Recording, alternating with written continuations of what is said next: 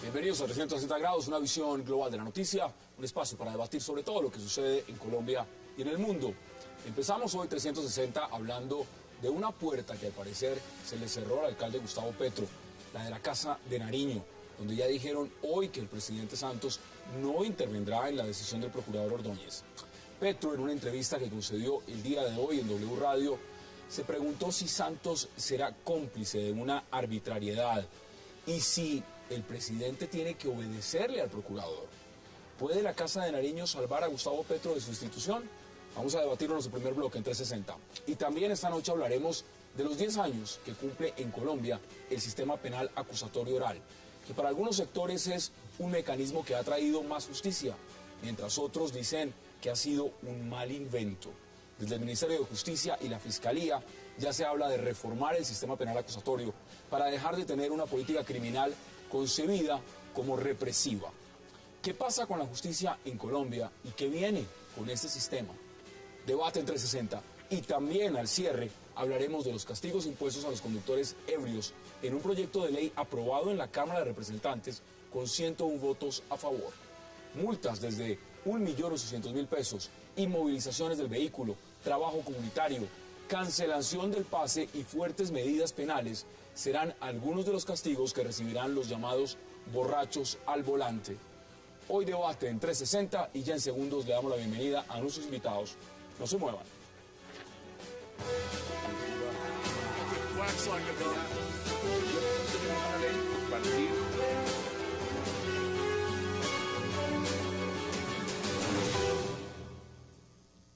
Y qué placer dar la bienvenida esta noche a 360 a Jaime Granados, al senador John Sudarsky, al congresista Germán Navastalero y a Francisco Bernat. Caballeros, qué placer y gracias por aceptar esta invitación. Muchas gracias. Miren, quiero empezar con el tema del alcalde Gustavo Petro. Lo debatimos mucho la semana pasada, senador John Sudarsky, pero hoy hay un elemento.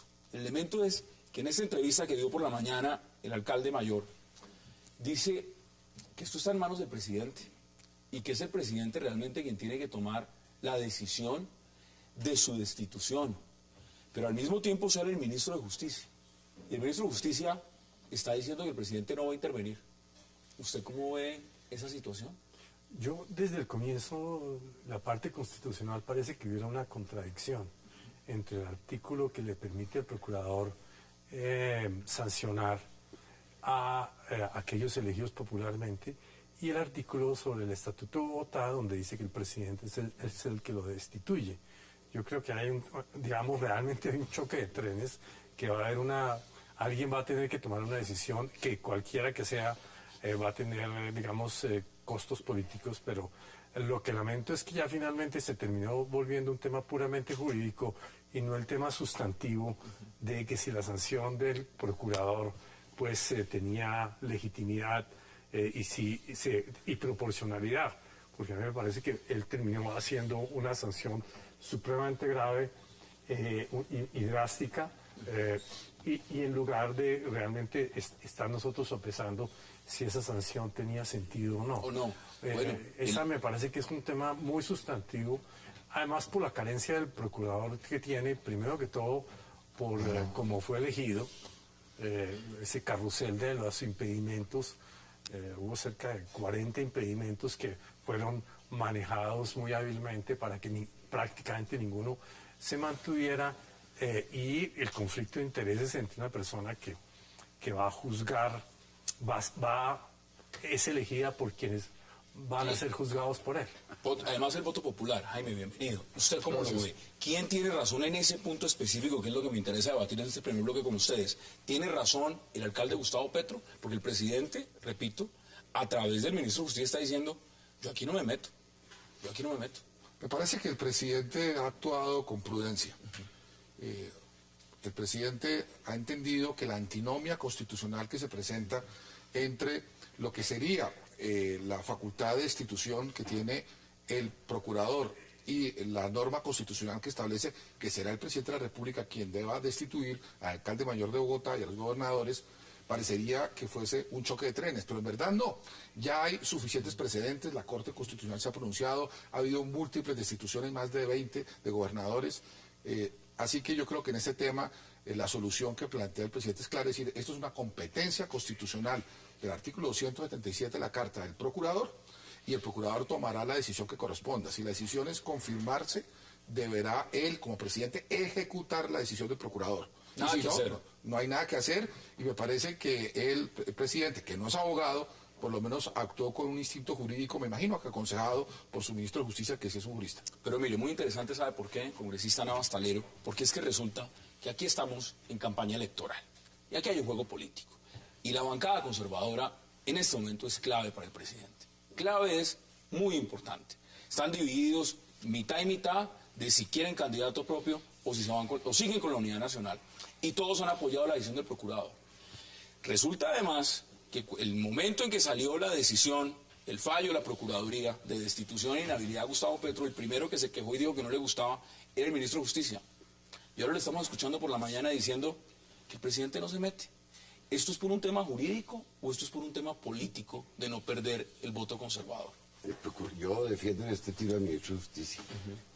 Él simplemente dijo, el presidente no se mete, porque la tesis de él es el presidente simplemente ejecuta la sentencia, no más.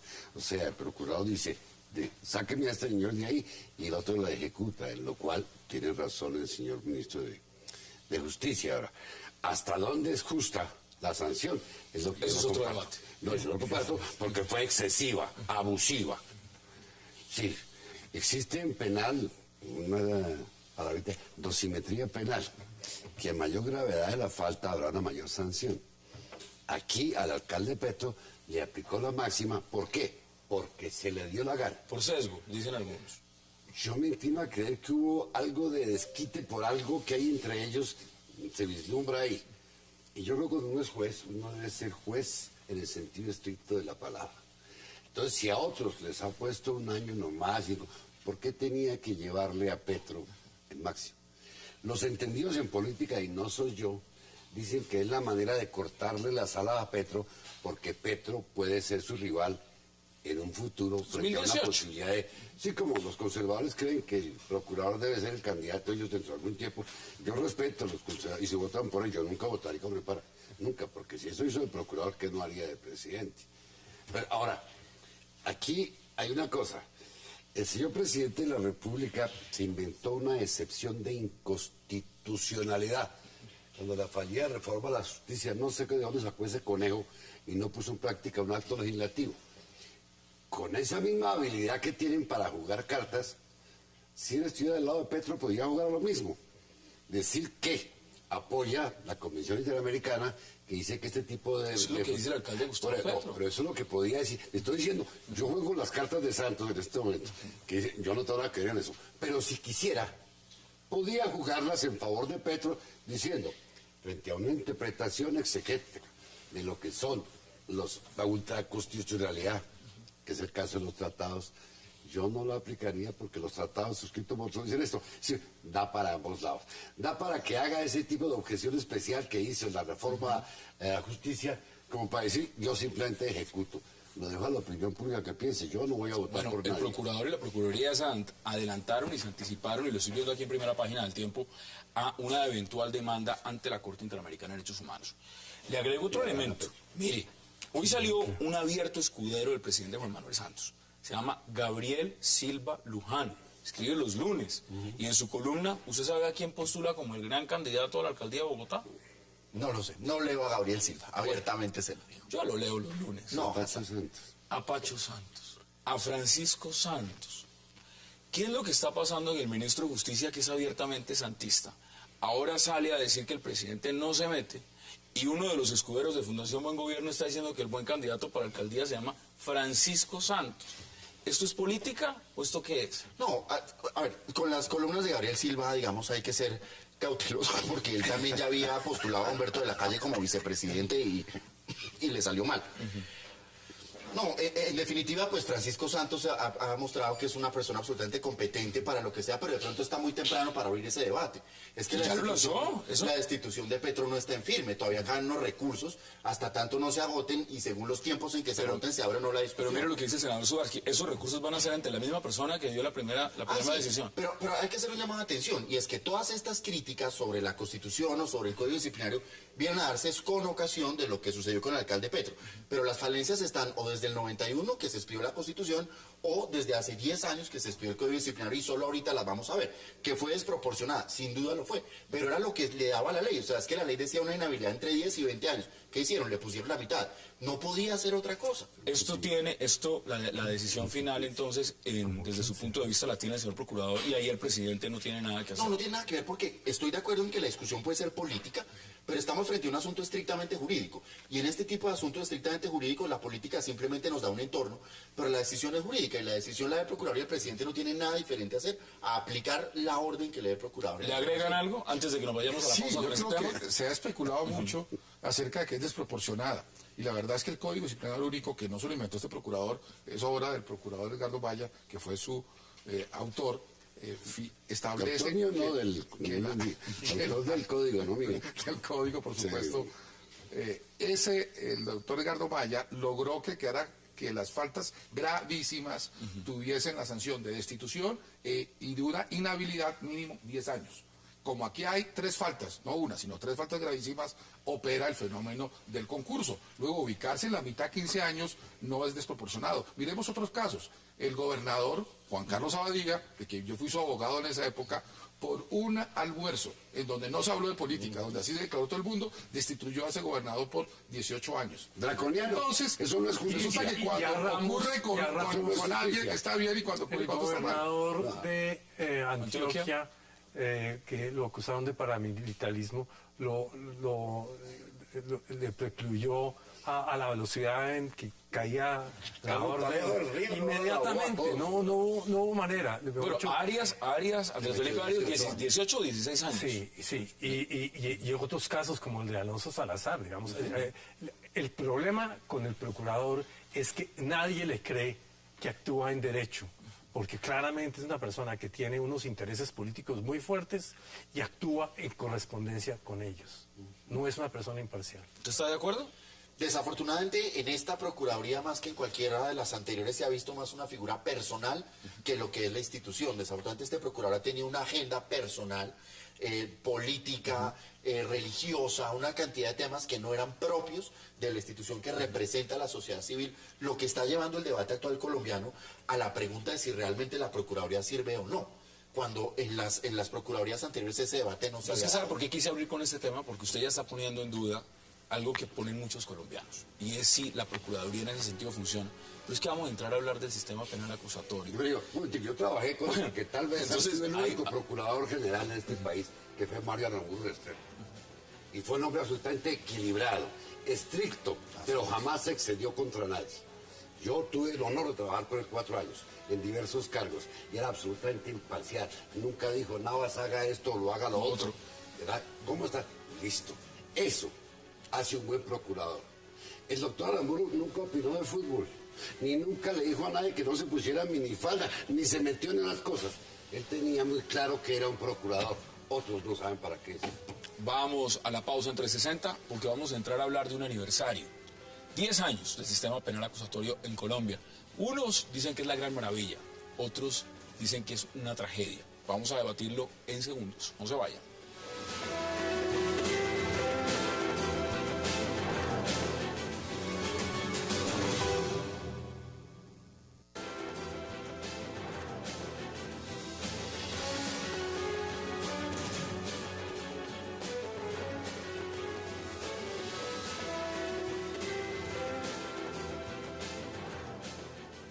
Regresamos a 360 y vamos a hablar ahora del aniversario, 10 años del sistema penal acusatorio. Aquí hay uno de los padres porque usted lo trajo, ¿no? Aquí hay dos. Bueno, entonces, cuénteme las maravillas que usted le ve al sistema penal acusatorio. ¿De verdad ha sido revolucionario y ha hecho funcionar mejor la justicia en Colombia? Sin duda, el sistema penal acusatorio cambió la forma de administrar justicia en Colombia para bien. Ahora es mucho más garantista, es mucho más transparente. en algunos casos es más eficaz. Claro que hay problemas.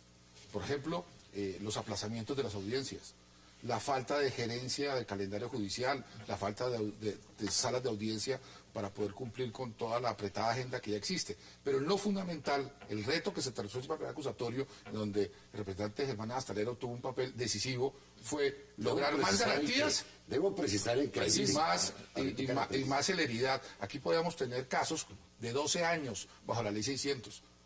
En el sistema acusatorio, la norma máxima en la práctica, según se ha medido, es de 3 años. Hay problemas de gerencia, hay problemas de leyes que se aprobaron con posterioridad que recortaban alcances del sistema penal acusatorio original, y creo que hay que hacerle mejoras. Y me parece que está bien orientado el proyecto que se está empezando a socializar, que lidera el fiscal general y la Corte Suprema de Justicia, con algunos ajustes. Me parece que va en la dirección correcta para mejorar de luego una década el sistema penal acusatorio, que es modelo en toda América. México está mirando a Colombia, Perú mira a Colombia, y muchos de nuestros vecinos siguen mirando a Colombia en cuanto a las bondades de ese sistema, que sin embargo requiere ajustes.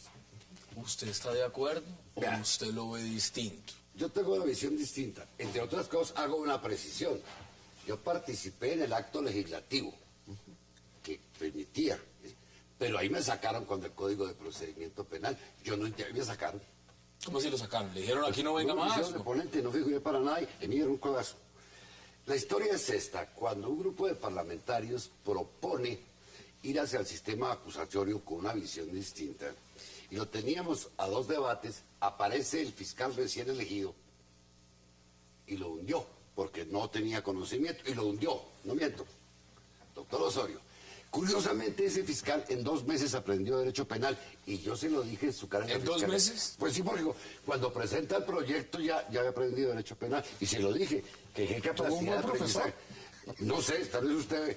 Lo cierto es que si uno se pone a estudiar, y ahorita que cayó en mis manos una tesis de grado, un estudiante muy brillante, donde nos demuestra que esa reforma fue impuesta por los norteamericanos y está pactada en el Plan Colombia. O sea, les dijeron, ustedes tienen que adoptar este modelo. Exacto. ¿Eso es verdad? Eso no es cierto. ¿Eso no es cierto? Le tengo la tesis de grado y al muchacho. Me puse a ahondar y es cierto. Ahora, digo una cosa. Yo fui con el doctor 2 veces invitado por el fiscal o por los gringos allá a Puerto Rico. A Puerto Rico fui. Incluso me decían una cosa muy curiosa, que se estaban inventando un aparato para que cogiera la grabación de la persona y textualmente dije que eso no le servía a Puerto Rico, se lo dije a ellos. ¿Por qué? Porque supongamos que una mujer es intimidada con un arma de fuego, y cuando ella le diga a la maquinita, me intimidó con su alma de fuego, entonces, arma de fuego. A ver, ellos se comen la R y la vuelven L. Se lo dije allá a ellos. Dígame, bueno, cuéntame esa una es la cosa, historia. Francisco. ¿A usted le parece este sistema que ha mejorado el tema? Le voy a poner luces, congestión, impunidad, burocracia. ¿Todo eso se fue acabando con este sistema penal acusatorio o eso se incrementó? No, lo primero que hay que decir es que más allá de la postura que alguien tenga o no tenga, pues a todo sistema penal hay que reconocerle virtudes y defectos. Yo estoy de acuerdo en que el sistema penal acusatorio cuando se pensó era una buena idea. Lo que sucede es que estos 10 años de experiencia nos han demostrado que tal vez no era lo que necesitábamos. Si bien es cierto, era un sistema que en principio era más garantista, en 10 años encontramos que la privación de la libertad, que debía ser la excepción, se volvió la regla general. Ya sea por un tema de cultura, lo que sea. Todo el mundo a la cárcel. Todo el mundo va a la cárcel por lo que sea. Se pensó que era un sistema donde el 90% de los casos no llegarían a juicio, y tan pronto se expide el sistema penal acusatorio se empiezan a recortar las posibilidades de negociar, y a raíz de esa famosa 90% de casos no van a juicio, el personal de la Fiscalía se redujo. Entonces, ¿qué sucedió? Sucedió que los casos siguieron llegando a juicio, pero ahora con menos personal que antes. Entonces, el tema de congestión hoy en día demuestra que anualmente, del billón de procesos que entran a la Fiscalía General de la Nación, solamente se pueden sacar alrededor de 400.000. Entonces, esto es una bomba de tiempo que crece año a año. ¿Testigo falso? Adicionalmente, una herramienta que trae el sistema penal acusatorio preciosa, el principio de oportunidad, la posibilidad de terminar los procesos, se acabó. porque aquí vienen 1.500 intervenciones, 1.500 presupuestos, no funcionó. El problema es la intervención de las víctimas, que no quedó claro cómo estaba en el sistema penal acusatorio y la Corte Constitucional incluso les da la posibilidad de meter a alguien a la cárcel. El problema de la inequidad. Aquí se pensó que todos los ciudadanos teníamos los recursos para contratar un investigador privado. Aquí terminan yendo, y se lo pongo en otras palabras, los más humildes, los más pobres les favorece este sistema, ¿no? No, por supuesto que no. Sara, hay que dar datos concretos. En Colombia, antes del sistema penal acusatorio, no había defensores públicos. Gracias a este sistema penal acusatorio, el 86% de los casos que salen en Colombia son con defensor público. Eso es una ventaja y es una garantía para los más pobres. Solo el 6% de las personas que han sido imputadas tienen medida de aseguramiento intramural. 6%. Solo 6%. ¿Cuánto era antes? Cierto que hubo unas contrarreformas que subieron eso a un 32%, pero la jurisprudencia logró atinarla y otras bajó un 6%. Y bueno, miremos hoy, los de Interbolsa todavía están libres, para citar a algunos ejemplos. Pero lo más importante, aumentó la transparencia. Es que un aparato de justicia que no sea transparente, hoy podemos ver defectos, porque esto es un acuario. Antes era totalmente opaco. Ahora, vamos por partes, senador. Hay un tema que se mencionó, que es el tema administrativo. Y ese es un tema, digamos, muy de fondo. El Consejo de la Judicatura, la sala administrativa, realmente tiene una capacidad de ejecución absolutamente vergonzosa. Y no solo es un tema coyuntural, sino histórico, y se ha ido empeorando. Tengo entendido, y así nos lo han presentado en la Comisión Primera, que están haciendo un esfuerzo muy grande, y precisamente un poco el tema del proyecto de oralidad tocó posponerlo un año precisamente por la dificultad de contratación, de crear los juzgados, de la tecnología, nombrar los jueces y tal y tal. Entonces, muy a menudo usted termina quemando una buena solución que va a funcionar solamente en el mediano y largo plazo por un tema que no tiene nada que ver con el sistema mismo, que es el tema administrativo, que afecta a toda la justicia y ahora, digamos, y no es un tema de recursos, es un tema de implementación. Pero usted pone un tema interesante, recursos. ¿Cuánto se gastó para implementar este nuevo sistema? Se gastó aproximadamente en 4 años 100.000 millones de pesos. 100.000 millones de pesos. Fue, de hecho, muy económico. Y creo que ese fue uno de los problemas. No hubo un esfuerzo fiscal adecuado, que es responsabilidad del Ejecutivo y del Congreso, que son los que finalmente se encargan de manejar los presupuestos. Pero hay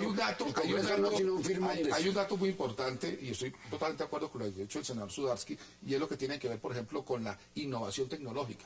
¿Cómo es posible que hoy no podamos tener en línea las agendas de los jueces con los abogados? Y eso hace que muchas audiencias se aplacen, porque hay audiencias que coinciden con otras. Entonces, basta con un simple programa que coloque la tarjeta profesional, que tenemos todos los abogados en línea, para mostrar dónde se cruza y por eso evitar que se presenten situaciones que están viendo. ¿Cuánto cuesta eso? Muy poco dinero. Lo que hay que tener es ingenio. Pero acá hay una crisis, y la capacidad de implementar. Porque y la medida, digamos, cualquiera que sea el rótulo, pero digamos, la reforma a la justicia, la fallida y la que no se dio, tenía reformas muy orientadas al tema administrativo, cambiaba la composición de esa para que fuera más gerencial, porque los abogados, digamos, en esta mesa son todos abogados hablando entre abogados, y apenas usted les suelta un presupuesto, lo que hacen es pelear entre ellos y no ejecutan, como efectivamente ha estado sucediendo.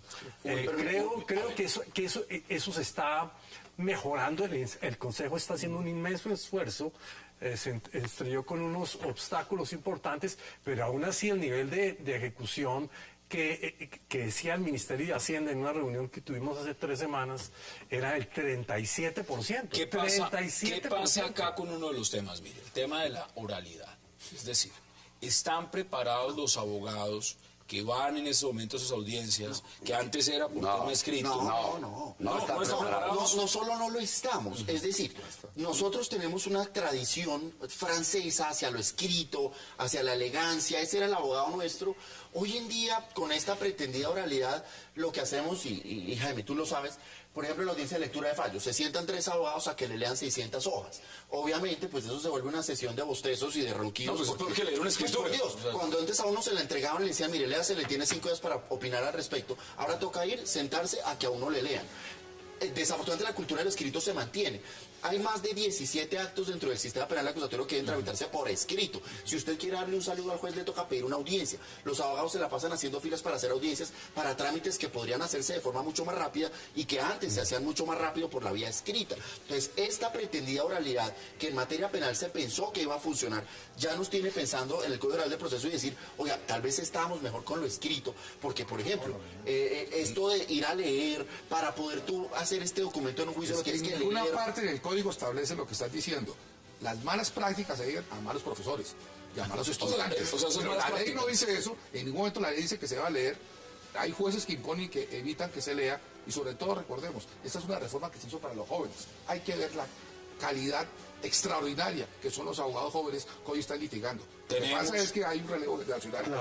Tenemos que ir a una pausa y ya le doy la palabra. Vamos a la pausa en 360 y ya regresamos porque seguimos hablando de este aniversario, 10 años del sistema penal acusatorio en Colombia. Ya regresamos.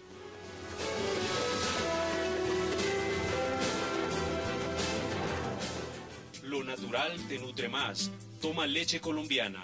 Una campaña del Fondo Nacional del Ganado, Fedegan.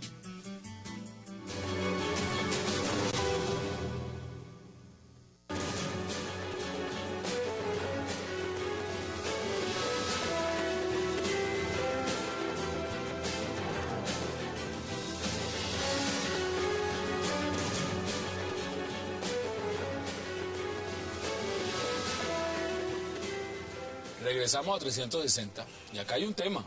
El señor fiscal no le gusta, dice que hay que cambiar muchas cosas, pero acá hay temas también, mire, muchos critican que esto es un sistema mediático.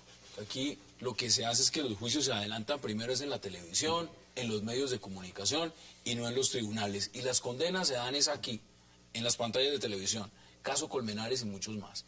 ¿Eso es cierto? Absolutamente cierto. Aquí se legisla por titulares y las investigaciones se llevan por titulares. Yo fui el ideólogo de una reforma que permitía descongestionar la fiscalía. Cuando yo propongo, y quedó así, que se le quita el monopolio de la acusación a la fiscalía para que esta acusación pueda hacerse por otra autoridad distinta. Porque no olviden, los fiscales no administran justicia, se limitan a hacer la acusación.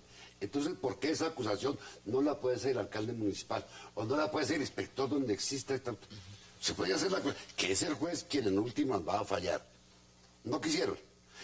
Yo proponía esto, en los casos en que la víctima quiera, o que la fiscalía no quiera hacer la acusación, que el particular pueda hacerlo, como eso figura en el código chileno y en el mexicano está esa figura de la acusación. No, les parece extra. ¿Saben lo que dijeron? Que yo estaba privatizando la justicia. Para demeritar una idea que el gobierno... Es que yo hice eso porque el gobierno me lo pidió. Senador, aquí lo que está claro es que la gran mayoría de colombianos dicen que se necesita una reforma a la justicia. Y una reforma en muchos campos. Aquí, hace 10 años, se hizo esta revolución pensando en que mejoraran las cosas. Ahora, si uno ve el balance, pues evidentemente aquí están las posiciones. ¿Usted cree que esto ha funcionado? Yo creo que esas reformas toman un tiempo y tienen que tener todos los elementos para poder juzgar esa reforma. Pero si usted le quita el presupuesto, la capacidad de administración... Los 100.000 millones y no hay un ascensor en el palo quemado, no hay un ascensor. No me parece una cifra exagerada. Ahora, el Consejo de la Judicatura no ejecuta.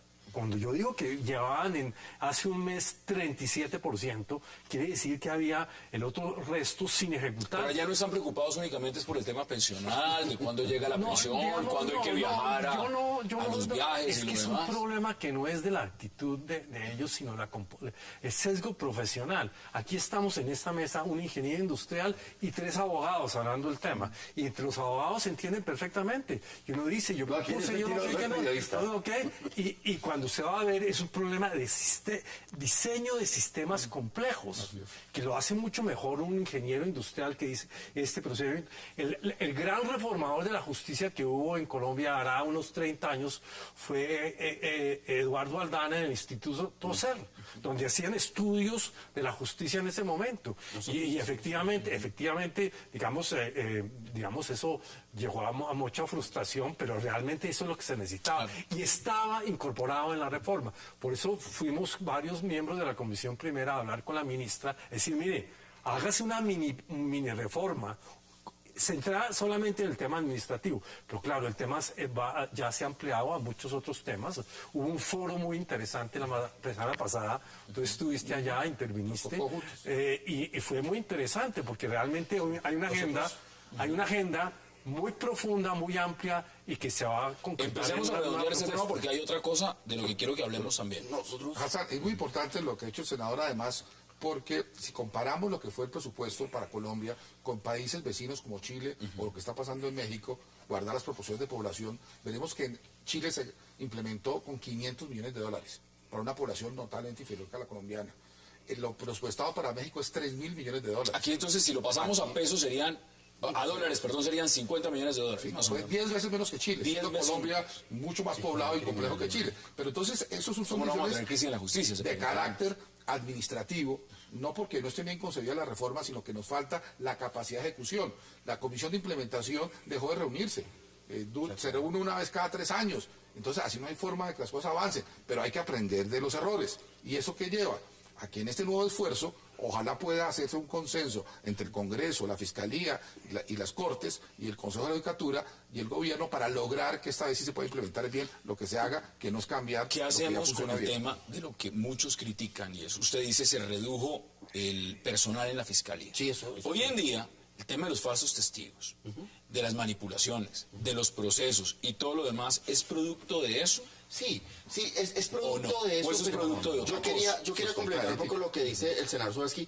Nosotros en la Universidad del Rosario hicimos un estudio de campo durante un año en todas las ciudades del país mirando el funcionamiento del sistema penal acusatorio y con números y con cifras demostramos cómo el sistema no cumplió ninguno de los cometidos para lo que estaba establecido. ¿A ninguno? Ninguno. Ni eficiencia, ni eficacia, ni rapidez, ni oralidad. Por ejemplo, una sola audiencia en promedio toma 18 meses en hacerse. En la que tú hablabas de Interbolsa, llevan 6 meses y no han podido arrancar. Un megaproceso como Interbolsa no puedes comparar con la mayor parte de audiencias. ¿Cuántas audiencias han dado imputación en Colombia? Más de 795.000. Ahora, que deberíamos de pronto replantearnos de que sobre imputación y concentrar en la acusación y ahorrarnos es distinto, pero no podemos llegar a esas generalidades. Pero en términos de garantías, por ejemplo, el ciudadano que hoy en día se ve expuesto a una audiencia de imputación donde le van a pedir una medida de aseguramiento sobre los delitos que no pudo cometer, por ejemplo. Cuando a todo el mundo le imputan un concierto para delinquir, cuando eso no se puede dar. Cuando los medios de comunicación trazan la agenda en punto de que si no hay cárcel, no hay justicia. Cuando tú observas que los aplazamientos a los que tú haces referencia se ven como maniobras dilatorias cuando no lo son. Cuando los preacuerdos son vistos como impunidad cuando no lo son. Yo creo que era un tema cultural. Nosotros estábamos funcionando... Se le vendió entonces el sistema fue a los penalistas y demás, pero la opinión pública no tiene ni idea de cómo opera el sistema. Que el sistema penal, cualquiera que sea. Falta eso. El ciudadano es víctima de la mala aplicación del sistema acusatorio. Él paga el pato de eso. Lo que está diciendo, que falta de yo comparto lo que usted dice, doctor, de que hay que hacer unos correctivos. Comparto que el doctor Grano diga que es bueno. Yo creía que era bueno. Pero la forma como se aplicó aquí lo hizo absolutamente inoperante. Vea, yo formulé una denuncia hace 3 años, para enero, demostrando cómo se han aislado todos los topes en la reelección, el referéndum de Uribe. ¿Cómo había ido fraude procesal? Entregué todo. Tengo entendido que hace como 1 año lo tuvo el fiscal guardado mientras conseguía otro fiscal. Tengo la prueba de eso. Quedaron quieto. Está para prescribir eso. Ya está la acusación, la imputación, todo está ahí. Ya se le precluyó a 9 de las 10 personas. Ya se le precluyó. Afortunadamente, que además soy defensor. No, eso funcionó muy bien. No lo toque usted acá porque sería faltar a la ética. Entonces, bueno, digo, lo que hay y falta un caso que esté en juicio y eso no va a prescribir. Entonces, yo fui mentiroso. Vamos a redondear, porque quiero preguntarles también sobre ese proyecto que salió en la Cámara y en Senado. ¿Cuál es su balance entonces, senador, sobre este proyecto de reforma y lo que significó el sistema penal acusatorio en Colombia? ¿Usted cree que hay que darle más tiempo entonces? Yo creo que hay que, digamos, darle todos los implementos para implementar lo que se diseñó y corregir algunos temas. La idea de, digamos, uno puede hacer todo el juicio, pero volver a lo anterior, Sería- bajo ninguna circunstancia. Bajo ninguna. Entonces, digamos, lo único, cuando usted no tiene cómo echar para atrás, tiene que ser para adelante. ¿Cuáles son sus conclusiones en 15, 20 segundos? Yo llevo 10 años en esto y Usted dice que es una defecio, hoy está muy moderado. No, yo estoy nombrando para mi profesor aquí, además, yo no quiero mucho yo públicamente. Pero no, yo sí creo que hay que volver a lo anterior, es decir, no hay ningún problema en decir nos equivocamos. Lo anterior apenas funcionó durante 4 años. Mal o bien, con esto judicializaron a los Rodríguez Orejuela, con esto se establecieron grandes casos. Yo creo que sí, hay que reconocer que nos equivocamos, que fue una muy buena idea, quizá con problemas de ejecución, pero que si se puede mezclar lo bueno de lo uno con lo bueno de lo otro, podemos tener algo mucho mejor. ¿Cuáles son sus conclusiones en 20 segundos? Estoy de acuerdo con el señor Sudás, que no hay posibilidad de regresar.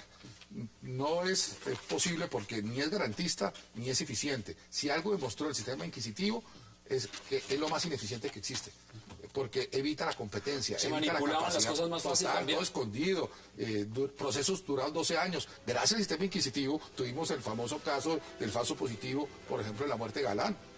Y los ejemplos sobran en la historia. Yo creo que hay que mirar hacia adelante, hay que hacer ajustes puntuales y hay que hacer una tarea de ingeniería que lleve a la administración con las nuevas tecnologías de los recursos, que siempre son escasos, pero que hay que apuntarle en la dirección Y correcta. fondearlo más. ¿Cuáles son sus conclusiones? Porque usted hizo televisión con consultorio jurídico. Cuénteme cómo usted Bueno, lo pero ve. es que yo no me dedicaba únicamente al penal. Ese consultorio tenía todos los campos del derecho y la mayoría de las preguntas que llegaban eran en materia de derecho de familia. Por eso terminé yo aprendiendo derecho de familia cuando era simplemente ignorante penalista, terminé aprendiendo comercial civil. Ahora, Pero en eso se demoró, no como el fiscal Osorio, que se demoró 2 meses aprender penal, ¿no? yo duré 21 años trabajando y en la Es que fundación... de 22 años a 2 Estuve meses. 27 años aprendiendo derecho bueno. del pueblo, el derecho de los pobres, el derecho de familias, eso. Y vimos un grupo de presión que permitió incluso montar una infraestructura que no había antes. En Colombia no existían los consultorios jurídicos de la Facultad de Derecho. Y nosotros en el 71 nos metimos a eso y todas las facultades de Derecho del país tienen consultorio jurídico. Y mantuvimos la única institución en Colombia para darle abogados a los pobres, que es la Fundación Servicio Jurídico Popular. Ahí estuve yo 27 años. Y me siento mucho más contento de haber hecho eso que lo que pude hacer en el Congreso. Bueno. Porque ayer no tenía quien me torpedeara las cosas. En el Congreso Espérese que ya vamos a torpedear las buenas ideas. Espérese que ya vamos a hablar de ese proyecto que pasó ayer en la Cámara. Vamos a la pausa en 360 y vamos a hablar de lo que el Congreso determinó que va a pasar de ahora en adelante en Colombia con los conductores ebrios. No se vayan, ya regresamos.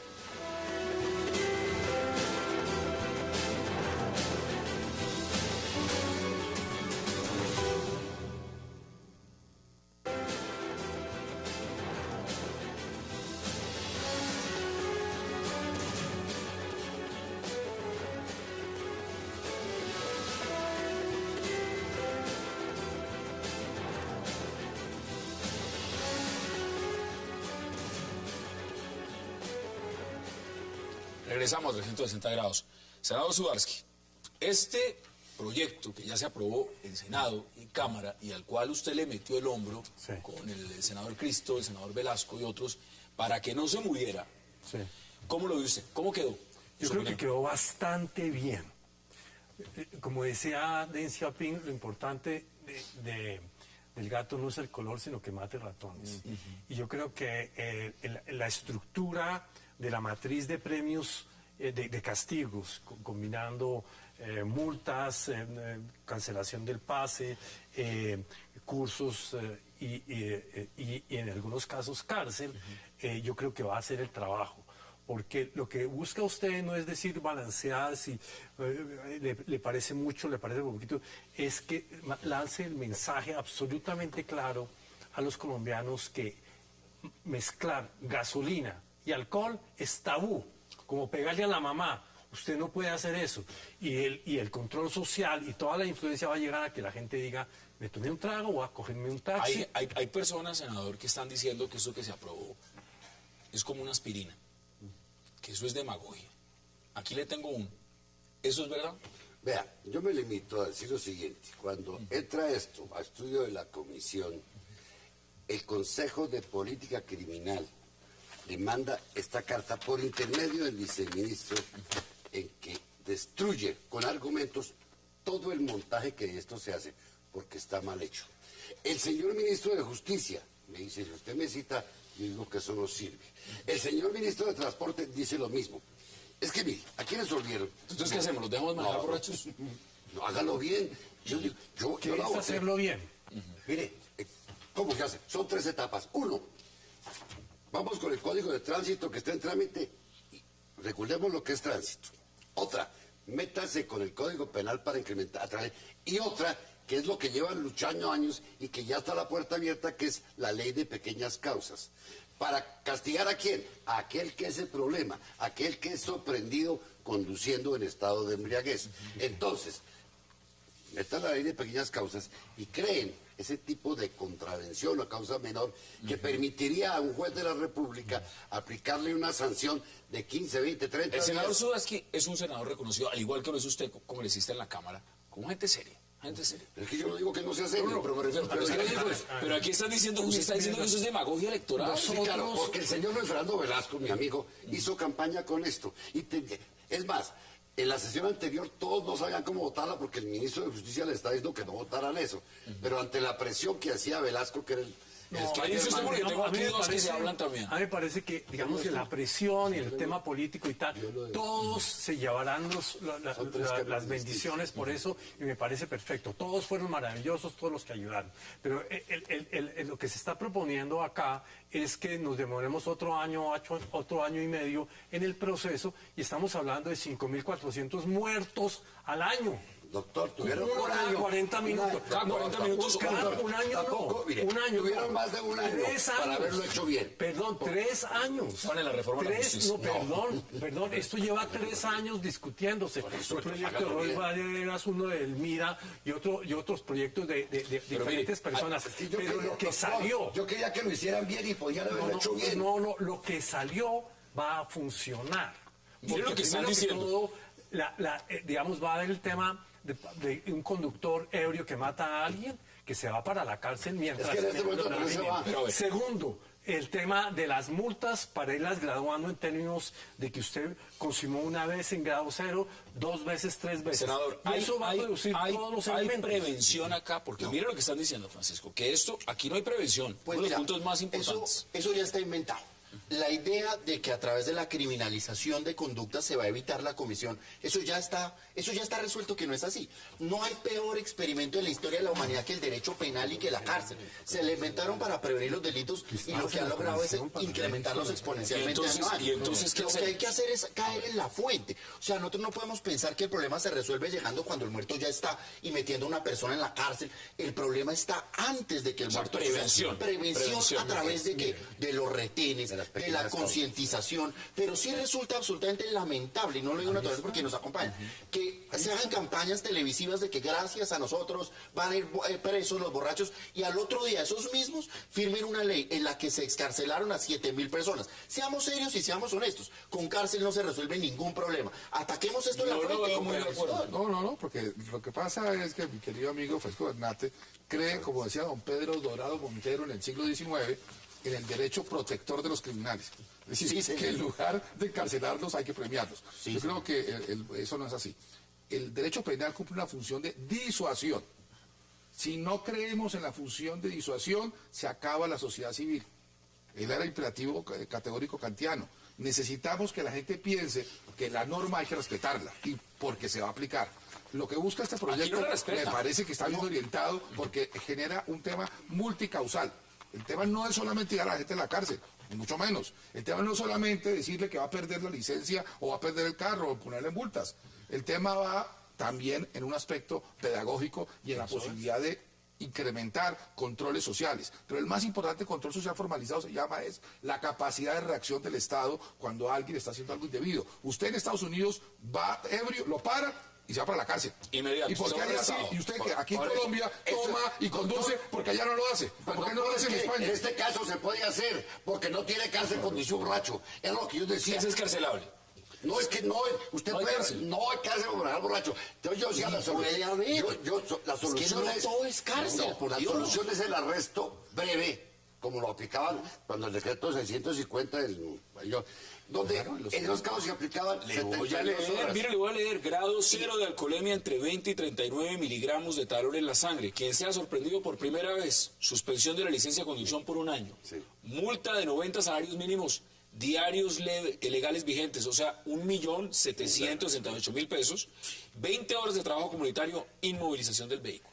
Y nada de cárcel. Y nada de cárcel. Perfecto. Pues Nada de mira, cárcel. cuando pasó, Segunda vez, le leo la segunda vez. Segunda vez, suspensión de la licencia de conducción por un año, multa de 135 salarios mínimos diarios, es decir, 2.652.000 pesos aproximados, 20 horas de trabajo comunitario, inmovilización del vehículo. Perfecto. Ahora, la tercera vez, suspensión de la licencia de conducción por 3 años, multa de 180 salarios mínimos, 3.537.000, 30 horas de trabajo comunitario, inmovilización de vehículo por 3 días hábiles.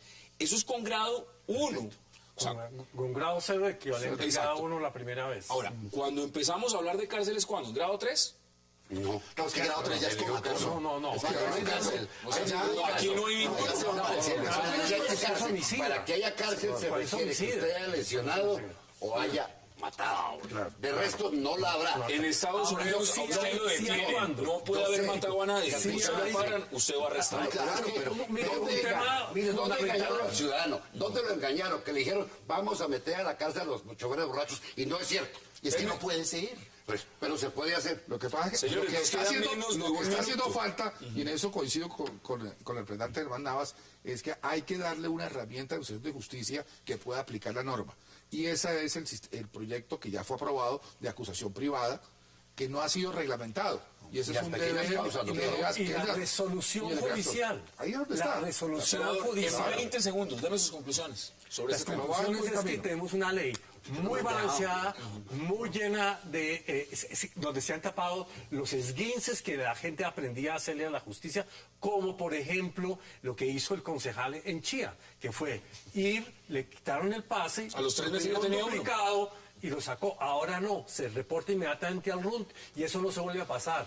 Y se crea el archivo que se tiene que utilizar cuando la gente ha tomado. Entonces no son solo medidas, digamos, punitivas, sino administrativas Ahí está el para proyecto. tapar los huecos que los colombianos somos tan hábiles en encontrar. 20 segundos, Francisco Bernate, conclusiones. Hace 5 años se expidió una ley en la que se incrementaban las penas para los borrachos que causaran lesiones o muerte y llegó el homicidio culposo a tener 128 años de cárcel, que es lo que tiene hoy en día en nuestro código. De nada sirve incrementar las penas, cuando menos si usted no tiene un sistema judicial que funcione. Aquí el problema es de cultura. Aquí tenemos que superar la idea de que la cárcel resuelve nada. La cárcel no sirve para nada ni resuelve nada. Ahí está su posición, 20 segundos. Mire, el diseño mío es el siguiente. A través de la ley de pequeñas causas, el inspector de policía o el alcalde puede hacer la acusación de esa persona en estado de flagrancia y el juez podrá moverse dentro de penas de fácil aplicación, 30, 40 días, para aquel que sea sorprendido conduciendo en estado de embriaguez, que fue lo que al ciudadano se le prometió y no se le cumplió. Porque la persona Ahí es. solo irá a la cárcel cuando lesione o mate a alguien. Los Esa engañaron es los la tres. posición. 20 segundos. Creo que hay que tener cuidado en la implementación, me parece que va en la dirección correcta. Aquí lo que se busca no es que nadie vaya a 128 años, según nuestra ley, nadie puede ir más de 60 años a la cárcel, y eso es por otros casos que no son culposos, pero algo muy importante es que necesitamos que no solamente los ratones sean cazados, sino que además lo sean antes de que se coman el queso, y para eso hay que prevenir. Ahí está la posición de Jaime Granados. Pero un la verdadero placer. prevención está en los cursos, que hay que revisarlos a fondo. Vamos a Que Hay ver. que revisarlo porque hoy en día no son Y realmente podríamos dar ese educativos. debate. Senador Sudarsky, como siempre, un placer. Como dice Estana Bastalero, gracias por aceptar la invitación. Feliz año. Francisco Bernate, Ceci, gracias como siempre. Feliz A ustedes, Navidad. gracias por acompañarnos. Nos vemos mañana, misma hora, 8 p.m. para seguir debatiendo la agenda política de Colombia y del mundo. Y recuerden, repetición, 11:30 de la noche. Gracias por acompañarnos.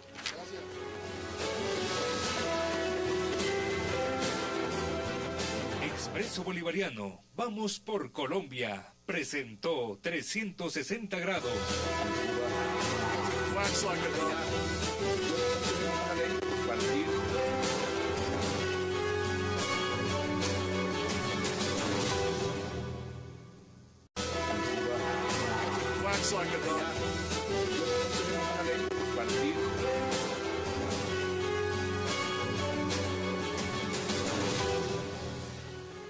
Bienvenidos a 360 grados, una visión global de la noticia, un espacio para debatir sobre todo lo que sucede en Colombia y en el mundo. Empezamos hoy 360 hablando de una puerta que al parecer se le cerró al alcalde Gustavo Petro, la de la Casa de Nariño, donde ya dijeron hoy que el presidente Santos no intervendrá en la decisión del procurador Ordóñez. Petro, en una entrevista que concedió el día de hoy en W Radio, se preguntó si Santos será cómplice de una arbitrariedad y si el presidente tiene que obedecerle al procurador.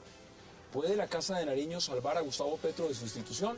Vamos a debatirlo en nuestro primer bloque en 360. Y también esta noche hablaremos de los 10 años que cumple en Colombia el sistema penal acusatorio oral, que para algunos sectores es un mecanismo que ha traído más justicia, mientras otros dicen que ha sido un mal invento. Desde el Ministerio de Justicia y la Fiscalía ya se habla de reformar el sistema penal acusatorio. Quiero empezar con el tema del alcalde Gustavo Petro. Lo debatimos mucho la semana pasada, senador John Sudarsky, pero hoy hay un elemento. El elemento es que en esa entrevista que dio por la mañana el alcalde mayor dice que esto está en manos del presidente y que es el presidente realmente quien tiene que tomar la decisión de su destitución. Pero al mismo tiempo sale el ministro de Justicia. Y el ministro de Justicia está diciendo que el presidente no va a intervenir. ¿Usted cómo ve esa situación? Yo, desde el comienzo, la parte constitucional parece que hubiera una contradicción entre el artículo que le permite al procurador sancionar a aquellos elegidos popularmente y el artículo sobre el Estatuto de Bogotá, donde dice que el presidente es el que lo destituye. Yo creo que hay digamos, realmente hay un choque de trenes, que va a haber alguien va a tener que tomar una decisión que cualquiera que sea va a tener, digamos, costos políticos, pero lo que lamento es que ya finalmente se terminó volviendo un tema puramente jurídico y no el tema sustantivo de que si la sanción... Parece que el presidente ha actuado con prudencia. El presidente ha entendido que la antinomia constitucional que se presenta entre lo que sería la facultad de destitución que tiene el procurador y la norma constitucional que establece que será el presidente de la República quien deba destituir al alcalde mayor de Bogotá y a los gobernadores, parecería que fuese un choque de trenes, pero en verdad no. Ya hay suficientes precedentes, la Corte Constitucional se ha pronunciado, ha habido múltiples destituciones, más de 20 de gobernadores, así que yo creo que en este tema la solución que plantea el presidente es clara, es decir, esto es una competencia constitucional del artículo 277 de la Carta del Procurador, y el procurador tomará la decisión que corresponda. Si la decisión es confirmarse, deberá él, como presidente, ejecutar la decisión del procurador. Nada que hacer. No hay nada que hacer, y me parece que el presidente, que no es abogado, por lo menos actuó con un instinto jurídico, me imagino que aconsejado por su ministro de Justicia, que sí es un jurista. Pero mire, muy interesante, ¿sabe por qué, congresista Navastalero? Porque es que resulta que aquí estamos en campaña electoral, y aquí hay un juego político. Y la bancada conservadora, para dejar de tener una política criminal concebida como represiva. ¿Qué pasa con la justicia en Colombia y qué viene con este sistema? Debate en 360 y también al cierre hablaremos de los castigos impuestos a los conductores ebrios en un proyecto de ley aprobado en la Cámara de Representantes con 101 votos a favor. Multas desde 1.800.000 pesos, inmovilizaciones del vehículo, trabajo comunitario, cancelación del pase y fuertes medidas penales serán algunos de los castigos que recibirán los llamados borrachos al volante. Hoy debate en 360 y ya en segundos le damos la bienvenida a nuestros invitados. No se muevan.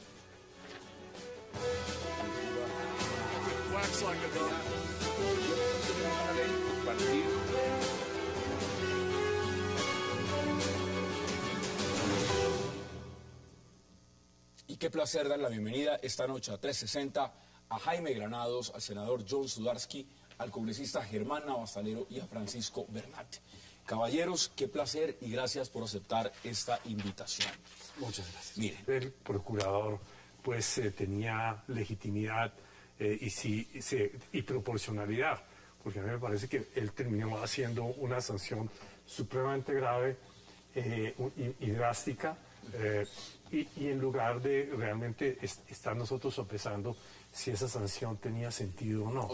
Bueno, esa me parece que es un tema muy sustantivo, además por la carencia del procurador que tiene, primero que todo, por cómo fue elegido, ese carrusel de los impedimentos, hubo cerca de 40 impedimentos que fueron manejados muy hábilmente para que prácticamente ninguno se mantuviera, y el conflicto de intereses entre una persona que va a juzgar, es elegida por quienes van a ser juzgados por él.